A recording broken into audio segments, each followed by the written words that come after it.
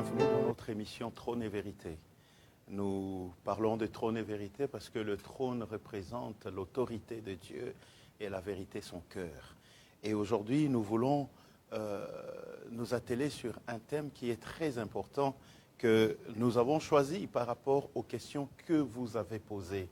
Et que Dieu soit loué. Prions le Seigneur. Père, nous te disons merci. Merci pour ta grâce, pour ton amour et ta bonté. Merci pour ces moments, pour ces instants bénis, pour ces instants où tu nous enseignes et tu nous instruis au travers de ta parole qui est la vérité qui nous a franchis. Il est dit, vous connaîtrez la vérité et la vérité vous affranchira. Merci de nous affranchir au travers de cet enseignement qui est ta vérité. Dans le nom de Jésus-Christ, nous t'avons ainsi prié. Amen. Soyez bénis, soyez abondamment bénis. Alors, dans la semaine, beaucoup nous ont posé la question, sont venus vers nous en disant, oui, trône et vérité, c'est bien, le trône représente effectivement l'autorité de Dieu et la vérité son cœur. Mais dites-nous, pasteur, qu'est-ce qui se passe dans le monde actuellement? Est-ce que Dieu est toujours au contrôle? Est-ce que Dieu est toujours là? Est-ce que Dieu n'a-t-il pas abandonné l'homme?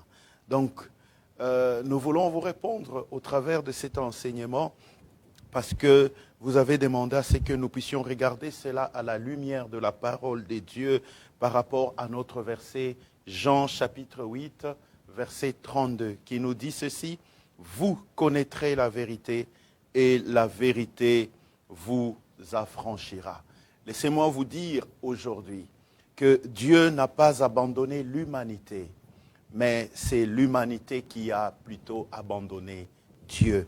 Et nous sommes ici dans ce verset fondamental de Jean 8, 32, et ce verset contient trois révélations puissantes, trois grandes révélations. La première des choses à connaître dans ces versets, c'est que effectivement, il existe une vérité. Et ça, c'est très important. Il existe une vérité. Ce que nous devons et que nous voyons dans ce verset, vous connaîtrez la vérité. Cela veut dire qu'il existe une vérité. La deuxième des choses fondamentales qui est une révélation puissante dans ce verset, c'est que cette vérité peut être connue. Et ça, c'est très important. Il ne suffit pas seulement qu'il existe une vérité, mais cette vérité n'est pas cachée. Cette vérité peut être connue. Et la troisième révélation fondamentale de ce verset est que cette vérité, lorsque nous la connaissons, elle nous libère. Effectivement, elle nous libère de l'ignorance, elle nous libère de beaucoup de choses, elle nous libère des positions ou des situations ou des réalités que nous vivons au jour le jour. Et dans ce passage que nous venons de lire de Jean 8, 32, Jésus ne parle pas d'une vérité philosophique ou relative. Nous devons comprendre que cette vérité existe, elle est là. Et nous devons la comprendre. Elle est connue, elle peut être connue si nous voulons la connaître. Donc il ne nous parle pas d'une vérité philosophique. Il ne nous parle pas d'une vérité qui est relative, mais il nous parle d'une vérité qui est divine. La question que vous posez, il y a cette vérité qui est divine, que Jésus nous parle, une vérité qui vient de Dieu et qui révèle la réalité de notre condition spirituelle, ou la réalité de notre vie de tous les jours, que nous devons comprendre. Ici, si nous voulons analyser ce mot « connaître », vous connaîtrez la vérité. Qu'est-ce que cela veut dire? Le mot « connaître » ici signifie expérimenter profondément. Connaître, c'est expérimenter profondément, pas seulement comprendre intellectuellement, mais c'est vraiment expérimenter profondément. Cela veut dire que lorsque quelqu'un rencontre la vérité de Dieu, sa vie est transformée. Et ça, c'est très important à comprendre avant de débuter avec ce thème qui est très important. Ce n'est pas Dieu qui a abandonné l'humanité. Donc, lorsque nous rencontrons la vérité de Dieu, alors notre vie est transformée. Mais la question que nous nous posons souvent ici, c'est pourquoi le monde n'est-il pas libre? Pourquoi le monde n'est-il pas libre? Pourquoi tant de chaos dans le monde? Nous nous posons cette question et surtout en cette période, en cette époque où nous entendons tellement de choses. Tout simplement parce que l'humanité a choisi de vivre sans la vérité de Dieu. Sans la vérité de Dieu. Pourtant, cette vérité existe bel et bien. Pourtant, cette vérité peut être connue. Pourtant, cette vérité est capable de nous libérer. Mais nous avons quand même fait le choix de vivre sans cette vérité de Dieu. Alors, regardons ce point. Qu'est-ce que je peux dire? Le plus grand mensonge de l'humanité. Dans le monde actuel, répète très souvent et constamment une idée. Dieu nous a abandonnés. Ah oui, Dieu nous a abandonnés. Quand les gens voient les guerres, les catastrophes, les injustices, ils disent, si Dieu existe, pourquoi ne fait-il rien? C'est tout à fait logique, la question. Mais la Bible révèle une réalité qui est différente. Quelle est cette vérité? Dieu n'a pas abandonné l'homme, mais c'est l'homme qui a plutôt abandonné Dieu. Lisons un peu le livre de Jérémie, chapitre 2, verset 13, pour comprendre quelque chose de très important ici. La Bible dit ceci, je note, « Car mon peuple a commis un double péché. Ils m'ont abandonné, moi qui suis une source d'eau vive, pour se creuser des citernes crévassées qui ne retiennent pas l'eau. » Jérémie chapitre 2, verset 13. Voyez? Et dans ce verset, Dieu utilise une image très, très forte que je retiens ici. Dans le monde ancien, pour ceux qui ont vécu avant nous, une source d'eau vive était précieuse. Ça représentait beaucoup car elle donnait de l'eau fraîche et constante. Voyez? Ils allaient au puits, ils allaient à la source. Mais le peuple, ici, Dieu se compare effectivement à cette source qui donne la vie. Pourquoi? C'est lui qui est l'auteur même de la vie. Mais le peuple ici, malgré que Dieu, lui, dans cette illustration, se compare à cette source, nous voyons ce verset nous dire qu'ils ont quitté la source vivante. Ils ont quitté la source pour construire des citernes qui sont fissurées. Voyez? Et cela signifie qu'ils ont abandonné Dieu pour chercher la satisfaction ailleurs. Lorsqu'on abandonne Dieu pour chercher la satisfaction ailleurs, qu'est-ce que nous faisons? Nous les trouvons et nous cherchons cette satisfaction souvent où? Dans les idoles. Nous créons des idoles. Dans notre propre système que nous créons, dans nos propres idées. Si nous abandonnons Dieu, voilà ce qui arrive. Et ces citernes ne sont pas des citernes qui sont intactes, effectivement, mais ces citernes sont des citernes qui sont fissurées. Pourquoi? Parce que tout ce qui remplace Dieu finit par se vider. Et ça, c'est un problème. On ne peut pas remplacer Dieu. On ne peut pas remplacer la source vivante. Pourquoi? Parce que si nous remplaçons Dieu, et cela est un problème. C'est exactement ce que nous voyons aujourd'hui dans le monde moderne dans lequel nous vivons. Je vais donner un exemple simple. Et cet exemple, c'est une personne qui habite une maison qui est bien bâtie, construite sur un fondement solide. Et cette personne décide de quitter cette maison qui est bâtie sur un fondement solide, une fondation très solide, pour habiter dans une cabane qui est fragile. Et puis, un jour, il y a ce qu'on appelle la tempête qui arrive. Et lorsque la tempête arrive, puisque la maison n'était pas assez solide, puisque c'était une cabane fragile, il y a des dégâts. Mais quand il y a des dégâts, qu'est-ce qui se passe? Cette personne accuse qui? L'architecte. Il commence à accuser l'architecte, il commence à dire que l'architecte n'avait pas bien fait les choses, ceci ou cela. Et l'humanité quitte aujourd'hui la fondation divine et accuse ensuite Dieu pour les conséquences. Lorsque nous quittons la fondation de Dieu, nous accusons maintenant Dieu. Et c'est ce qui se passe aujourd'hui dans notre monde d'aujourd'hui, dans notre vie d'aujourd'hui. Dieu n'a pas quitté l'homme, Dieu n'a pas abandonné l'humanité, mais l'humanité a abandonné Dieu. Et nous l'accusons de toutes les conséquences que nous subissons alors que c'est nous qui avons abandonné cette maison qui était construite sur une fondation dure, une fondation forte qui ne pouvait pas s'ébranler quelle que soit la tempête ou les choses, ou les intempéries. Regardons un peu l'histoire d'Adam et Ève dans le jardin d'Éden. Cela nous montre qu'il y a eu c'est là qu'il y a eu ces premiers abandons de l'homme vis-à-vis de Dieu. Et tout commence ici par une décision. Lorsque nous décidons d'abandonner, tout commence par là. C'est à toi de prendre la décision et de comprendre. Genèse chapitre 3, verset 6. La Bible nous dit ceci. La femme vit que l'arbre était bon à manger et je saute, elle prit de son fruit et en mangea.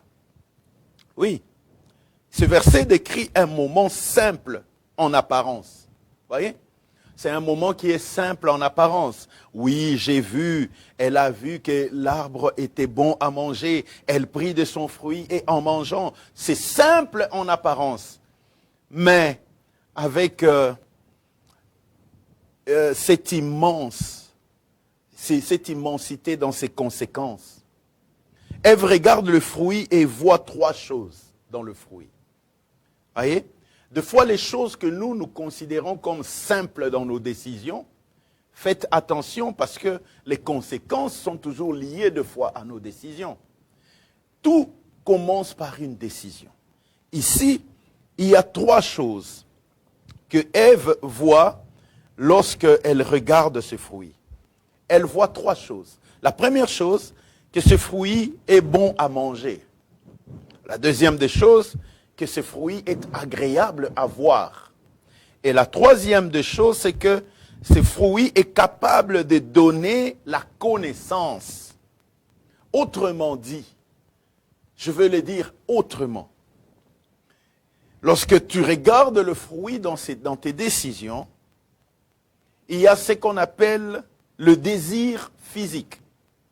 Deuxièmement, l'attraction visuelle. Et troisièmement, l'ambition intellectuelle. Ce sont les trois choses que nous voyons dans ce fruit. Elle a vu qu'il était bon à manger, mais en réalité, dans le monde d'aujourd'hui, c'est ce qu'on appelle le désir physique. Et elle a vu que c'était agréable à voir, c'est ce qu'on appelle l'attraction visuelle. Elle a vu que c'était capable de donner la connaissance, c'est ce qu'on appelle l'ambition intellectuelle. Ces trois éléments représentent les tentations fondamentales de l'humanité. Dans notre monde d'aujourd'hui. Mais derrière cet acte se cache une déclaration qui est aussi spirituelle. Derrière l'acte que font Adam et Ève se cache aussi une déclaration spirituelle. Quelle est cette déclaration ?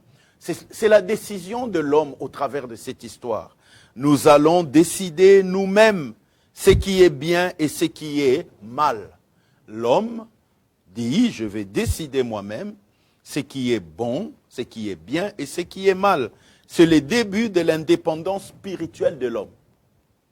C'est là le début. Sa décision est le début de son indépendance spirituelle. Ce choix produit trois conséquences. Et nous devons le savoir. La première des conséquences qui produit le choix de l'homme, c'est la séparation avec Dieu. Ésaïe, chapitre 59, verset 2, nous dit ceci. Ce sont vos fautes qui mettent une séparation entre vous et votre Dieu. Voyez, je lis juste une partie de ce verset, vous pouvez tout lire chez vous. Ce sont vos fautes. Ce verset corrige une idée très répandue. Ce verset est en train de corriger en nous une idée qui est répandue. Beaucoup pensent que Dieu s'éloigne de l'homme. Non. Mais la Bible nous montre que ce sont nos péchés qui créent la distance. C'est nos décisions qui créent de fois la distance entre nous et Dieu. Le péché agit comme un mur spirituel Et ces murs nous empêchent, 1, la communion avec Dieu, 2, la direction divine, 3, la bénédiction spirituelle. Ça nous empêche d'atteindre toutes ces choses. Ce n'est pas Dieu qui s'éloigne, c'est l'homme qui se coupe lui-même de la source. Donc, la première des choses, la première des conséquences de ce choix, c'est la séparation avec Dieu. Et la deuxième conséquence, c'est la confusion morale. La confusion morale. Quand l'homme décide lui-même du bien et du mal, il y a une confusion morale qui commence. Tout devient relatif. Nous relativisons tout. Aujourd'hui, on voit cela partout. Le mal devient moral. Voyez? La vérité devient offensive. La justice devient négociable. Sans une référence divine pour nous conduire, la morale devient fluctuante et instable. Donc, c'est une des conséquences que nous voyons aujourd'hui, que nous disons Dieu nous a abandonnés. En réalité, ce que nous voyons et que nous vivons tous les jours, où le bien devient mal et le mal devient bien, n'est qu'une des conséquences du fait que l'homme prend des décisions par lui-même sans Dieu. Lorsque l'homme se coupe de Dieu. La troisième des conséquences, c'est le chaos social que nous voyons aujourd'hui. Quand une société rejette Dieu, certaines choses apparaissent dans la vie et dans nos réalités. Puisque nous avons rejeté Dieu. 1, nous avons la corruption qui entre. 2, nous avons la violence partout. 3, nous avons la destruction des familles. 4, nous avons l'injustice que nous vivons partout. Tout simplement parce que ces réalités ne sont pas nouvelles. Elles sont le fruit du rejet de l'ordre divin.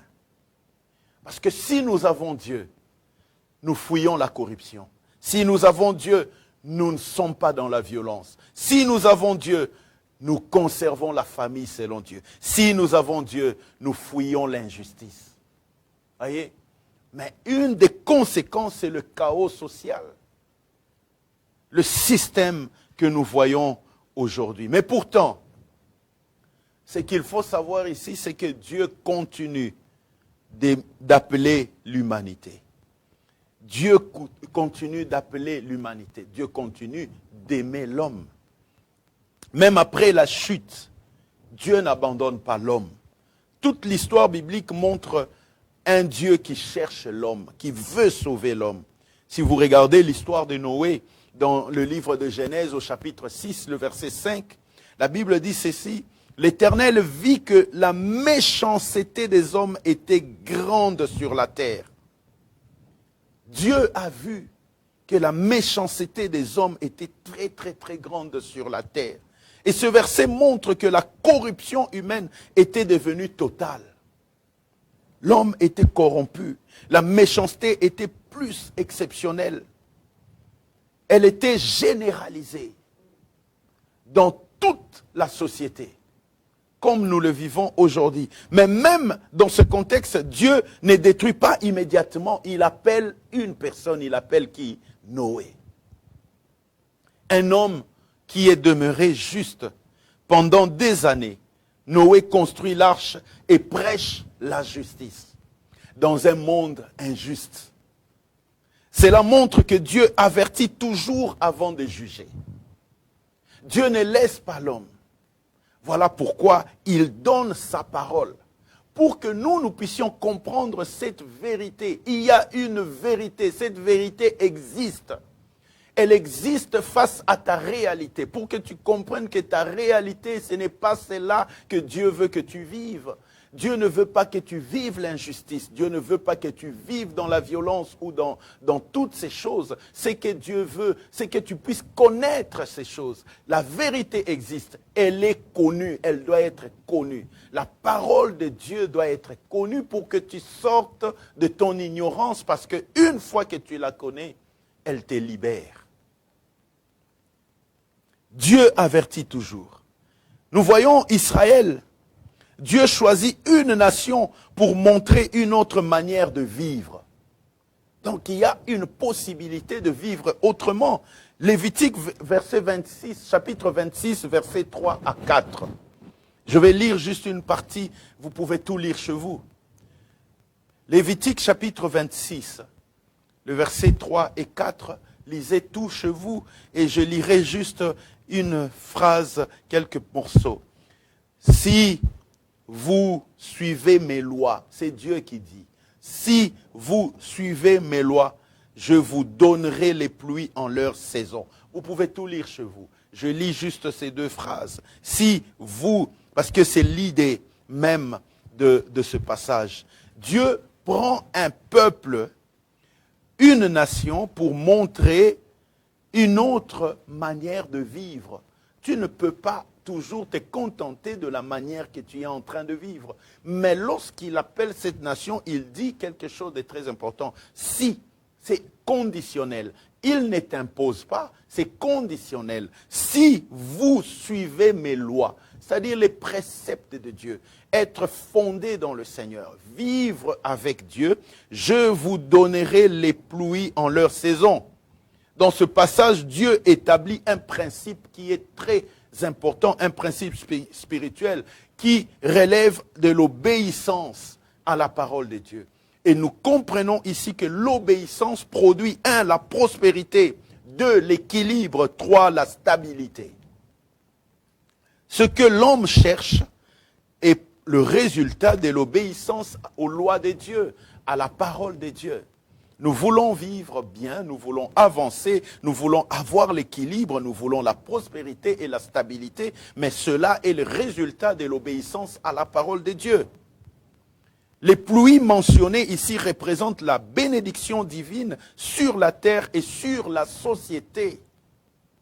Dieu montre qu'une nation qui marche avec lui peut expérimenter une vie différente. Alors regardons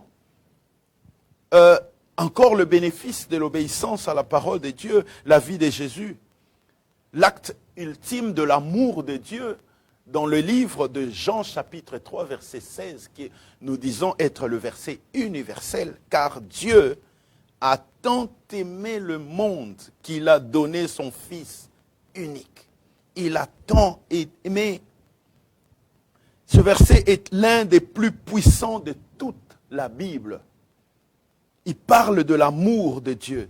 Il révèle 3 vérités, ce verset. 3 vérités majeures.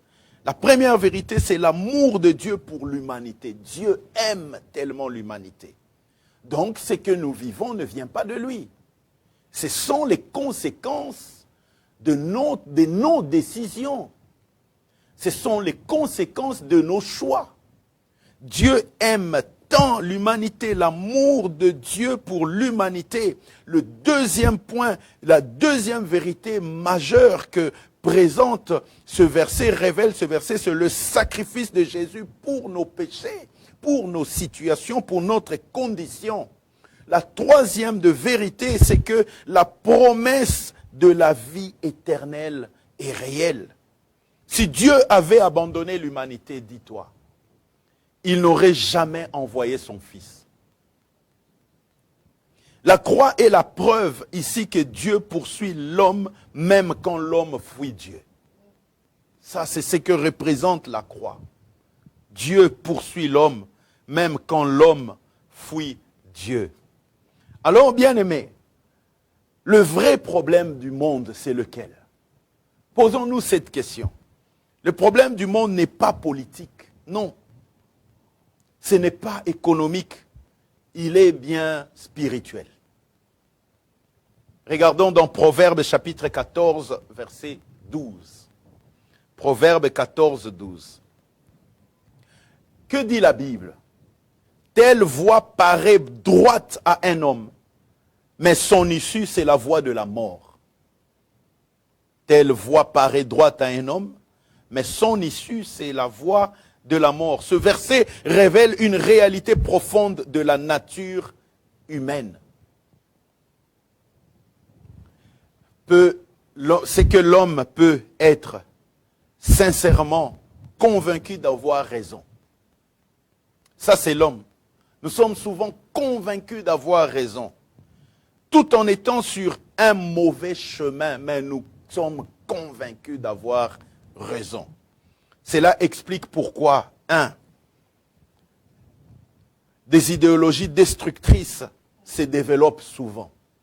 Parce que nous sommes convaincus d'avoir raison, alors que nous sommes sur une mauvaise pente.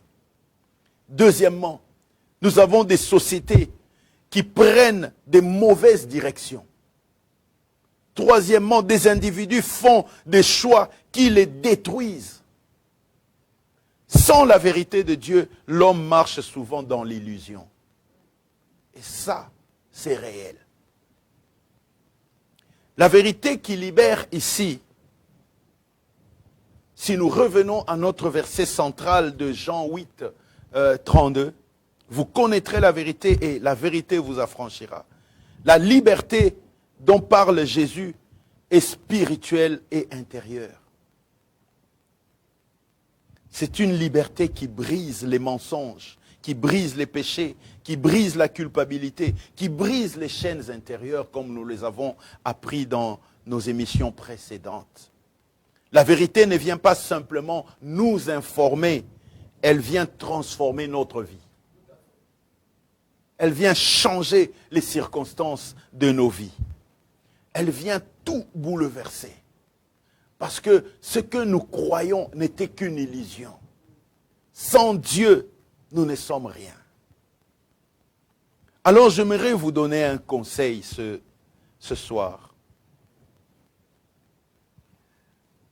3 décisions pratiques pour revenir vers Dieu. Ce qui est très important. Premièrement, revenir à la vérité de la parole. C'est très important. Psaume 119, verset 105. Psaume 119, verset 105.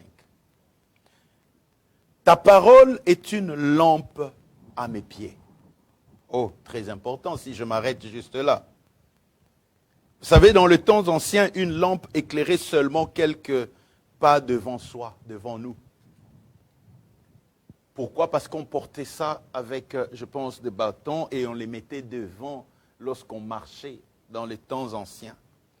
Et voilà pourquoi le psalmiste utilise cette illustration, cette façon de faire de l'époque pour dire que ta parole est une lampe à mes pieds. Nous avons besoin d'être éclairés. Cela signifie que la parole de Dieu guide progressivement notre vie. Nous devons utiliser la parole de Dieu pour être guidés progressivement dans toutes les dimensions de la vie, pour avancer avec les choses de la vie. Elle éclaire les décisions. Nous prenons des décisions et la parole de Dieu éclaire nos décisions. Elle éclaire nos choix. Elle éclaire notre direction. Sans cette lumière, l'homme marche dans l'obscurité. Et c'est ce qu'est devenu le monde. Sans la lumière de la parole de Dieu, aujourd'hui le monde est dans l'obscurité. Et cela ne vient pas de Dieu, cela vient de nos propres choix, de nos propres décisions. Alors, deuxième conseil que je peux te donner, c'est que réaligne ta vie avec Dieu. Réaligne ta vie. Beaucoup veulent Dieu comme sauveur, mais pas comme Seigneur. Il y a une grande différence entre vouloir Dieu comme son sauveur et le vouloir comme son Seigneur. Et la bénédiction vient quand Dieu reprend la première place dans nos décisions. C'est-à-dire quand il n'est pas seulement sauveur, mais qu'il devient le Seigneur de ta vie. Et le troisième point que je peux te donner comme conseil, cherche Dieu sincèrement. Sincèrement. Jérémie 29, 13. Si nous lisons ce passage, la Bible nous dit ceci, Jérémie 29, verset 13. Vous me cherchez, et vous me chercherez plutôt, et vous me trouverez. Si vous me cherchez de tout votre cœur. Je le relis encore, vous me chercherez, et vous me trouverez. Si vous me cherchez de tout votre cœur, Dieu ne se révèle pas à moitié. Non, il se révèle à ceux qui le cherchent sincèrement. Nous devons le chercher sincèrement. Chercher Dieu de tout son cœur signifie ceci. Abandonner les faux dieux. Abandonner les compromis. Désirer réellement sa présence. Et ça, c'est quelque chose de très important.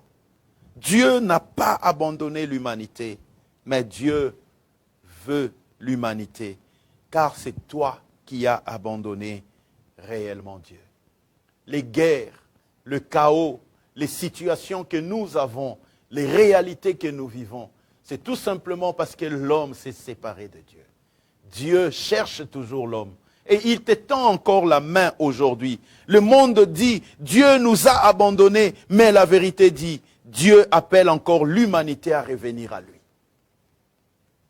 Et aujourd'hui encore, les paroles de Jésus résonnent. Vous connaîtrez la vérité et la vérité vous affranchira. Nous devons connaître la vérité que nous cache notre propre raisonnement ou notre propre vie.